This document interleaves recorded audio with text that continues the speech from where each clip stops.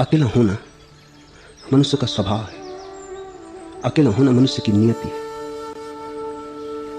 और जब तक अकेले होने को स्वीकार न करोगे तब तक बेचैनी रहेगी। लाख उपाय करो कि अकेलापन मिट जाए, नहीं मिटेगा, क्योंकि अकेलापन तुम्हारे भीतर की आंतरिक अवस्था है, तुम्हारा स्वभाव है। ऊपर ऊपर होता निकाल के अलग कर देते, अलग किया ही नहीं जा सकता। अगर तुम्हारा अकेलापन तुमसे अलग हो जाए उसी दिन तुम्हारी आत्मा खो जाएगी। आत्मा का होने का ढंग ही अकेला होना है। और जब तक तुम अकेलेपन को मिटाने की चेष्टा करोगे तब तक हार और पराजय ही हाथ लगेगी, क्योंकि स्वभाव का अर्थ है जो न मिटाया जा सके। कोई उपाय नहीं। मित्र बनाओ, परिवार बसाओ, बच्चे हो, पति पत्नी हो, समाज हो, सब थोड़ी देर को धोखा भला दे जाए कि तुम अकेले नहीं हो, पर अकेला होना मिटता नहीं। जब भी थोड़ी आंख भीतर करोगे पाओगे अरे परिवार कहां दूर पड़ा रह गया, मित्र परिजन कितना बड़ा फासला है। आंख बंद की कि पाया कि अकेले हो गए। आंख खोल के तुम अपने को भुलाए रहो भ्रमों में, डुबाए रहो हजार काम धंधों में, व्यस्तता को ओढ़े रहो, लेकिन बार बार क्षण भर को, घड़ी भर को तो विश्राम करोगे, क्षण भर को तो घर आओगे, भीतर प्रवेश करोगे, फिर वही एकाकीपन। ग्रस्त का अर्थ ही यही है, वह व्यक्ति जो संबंध बनाकर अपने भीतर के अकेलेपन को मिटाने की चेष्टा में संलग्न। ग्रस्त की यह परिभाषा है। संन्यास्त की यह परिभाषा है कि जिसने ये जान लिया कि ये मेरा स्वभाव है, मिटाने में व्यर्थ समय न खो, और जिसने अपने एकाकीपन को भोगना शुरू कर दिया रस ले लेके। जो अपने एकाकीपन को दुश्मन की तरह नहीं देखता है, बल्कि एकाकीपन को ही जिसने अपनी शरण बना ली। संसार की धूप से, बेचैनी से बचने के लिए सदा अपने एकाकीपन में चला गया। जब भी थका बाहर, भीतर डूब गया। जब भी बाहर उलझाव उपद्रव हुआ तब भीतर डूब गया। जब पाया कि बाहर जीवन गंदा हुआ जाता है, भीतर स्नान कर लिया एकाकीपन में, फिर ताजा हो गया। ध्यान अर्थात एकाकीपन में रमने की कला। एकाकीपन परम सुंदर है। तुमने नाहक के भय पाल रखे। उन भयों के लिए कोई वास्तविक कारण नहीं है, संयोगिक कारण है। बच्चा पैदा होता है, असहाय होता है। मनुष्य का बच्चा पृथ्वी पर सबसे ज्यादा असहाय है। जानवरों के बच्चे पैदा होते हैं, उठे और चल पड़े, जिंदगी की यात्रा शुरू हो गई। जन्म होते से माँ बाप भी मुक्त हो गए, वो भी मुक्त हो गए। आदमी के बच्चे को इतना मुक्त होने में कम से कम 25 वर्ष लग जाते। आदमी का बच्चा बहुत असहाय है, माँ बाप की जरूरत है वर्षों तक। 8-10 साल का भी हो जाएगा तब भी स्वतंत्र नहीं हो पाता। शिक्षा पानी है तब भी माँ बाप पर निर्भर होगा। तो करीब 25 साल लगते हैं आदमी के बच्चे को उस जगह आने में जहां जानवरों के बच्चे पैदा होते से ही होते। इस असहाय अवस्था के कारण ही परिवार का जन्म हुआ। 25 साल तक बच्चा निर्भर रहता है मां पर, पिता पर, भाई पर, परिवार पर। ये निर्भर रहने की आदत बन जाती। इस तरह पर निर्भर रहने के कारण, सदा दूसरे के साथ जीने के कारण अकेलेपन की सामर्थ्य खो जाती। फिर तुम अकेले होने में समर्थ भी हो जाते हो, लेकिन पुरानी आदतें पीछा करती, छाया की तरह पीछे लगी रहती। 70 साल के भी हो जाते हो तब भी मुक्त नहीं हो पाते कि अकेले हो सको। मरते दम तक भी आंखें दूसरों को खोजती रहती। जन्म से लेकर मृत्यु तक। जन्म में तो समझ में आता है, फिर तो आदत की बात है। ध्यान का अर्थ है इन संस्कारों को जो बचपन से पड़ गए, ये दूसरे का सहारा खोजने की जो गलत आदत पड़ गई है, ध्यान का अर्थ है इस आदत के ऊपर उठ जाना और एक नए सूत्रपात को उद्घाटन करना। मैं अकेला हो सकता हूं और मैं अकेला हूं। तुम जितनी चेष्टा करोगे कि कहीं अकेला न रह जाऊं, उतना ही ज्यादा तुम अकेलापन अनुभव करोगे। जिस दिन तुम राजी हो जाओगे, स्वीकार कर लोगे कि ये तो स्वभाव है, मैं भी कैसा मूर्ख, स्वभाव से लड़ने चला, स्वभाव से लड़के कभी कोई जीता हारता है बस। जिस दिन तुम स्वीकार कर लोगे और तुम कहोगे ये तो मेरी नियति है, तो इससे परिचय तो बना लूं। ये कौन है मेरे भीतर जो एकाकी है, जरा इसमें गहरे जाऊं, डुबकी लगाऊं, तलहटी तक खोजूं। ये कौन है जो भीतर अकेला है? और जैसे ही तुम भीतर की यात्रा पर चलोगे, तुम पाओगे कि मैं भी खूब पागल था। जो मैं खोजता था भीड़ में, वो मेरे हृदय में था। जो मैं खोजता था संग में, साथ में, संबंध में, वो असंगता में था। जिसको मैंने दूसरों के सामने झोली फैला के मांगा था, वो मेरे ही भीतर खजाना छिपा था। एकाकीपन परम सुंदर है। इसलिए जैनों ने अपने मोक्ष का नाम रखा कैवल्य। कैवल्य का अर्थ है बस अकेले, बस अकेलापन बचा, शुद्ध अकेलापन बचा। इतना अकेलापन बचा कि दूसरे तो है ही नहीं, वहां तुम भी नहीं हो।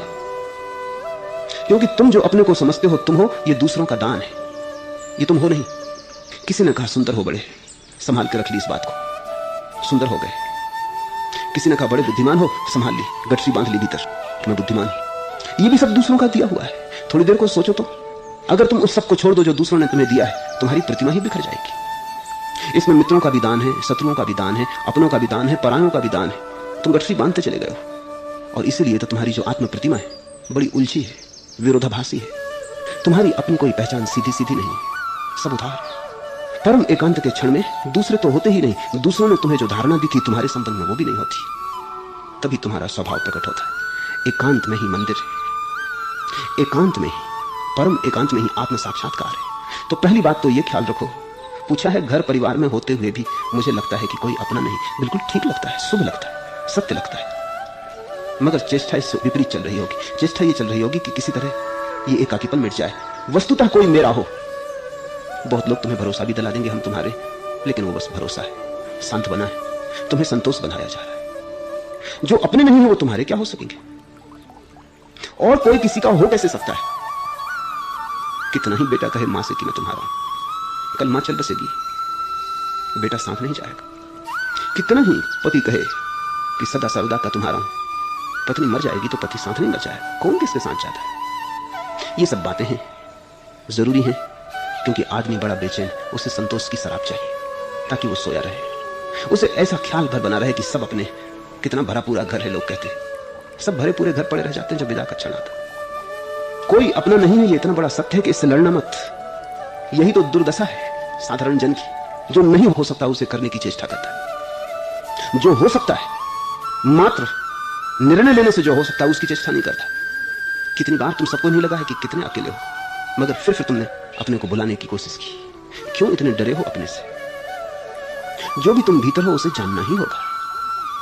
सुख दुखद कुछ भी हो, अपने स्वरूप से परिचय बनाना ही होगा, क्योंकि उसी परिचय के आधार पर तुम्हारे जीवन के फूल खिलेंगे। जिनके जीवन के भी फूल खिले वे सब किसी न किसी रूप में एकांत की तलाश में चले गए थे। खिल गए फूल तब लौट आए बाजार में, लेकिन जब फूल खिले नहीं थे, चाहे महावीर चाहे बुद्ध, सब चले गए दूर एकांत में। बाहर का एकांत तो भीतर के एकांत की खोज का ही सहारा है। बाहर का एकांत तो भीतर की एकांत को बनाने के लिए सुविधा जुटा देता है बस।